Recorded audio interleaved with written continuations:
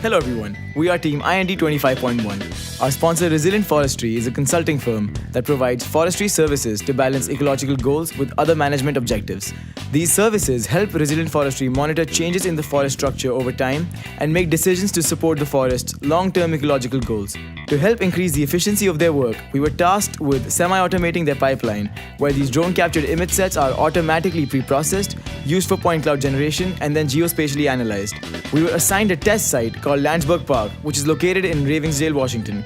Here we captured our own aerial images and then tested different flight parameters like different drone heights and different image overlaps.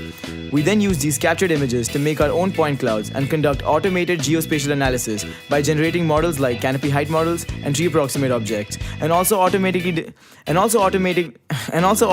delineating gaps in the canopy. To learn more about our project, come see us at Projects Day on June 6th. We'll see you there.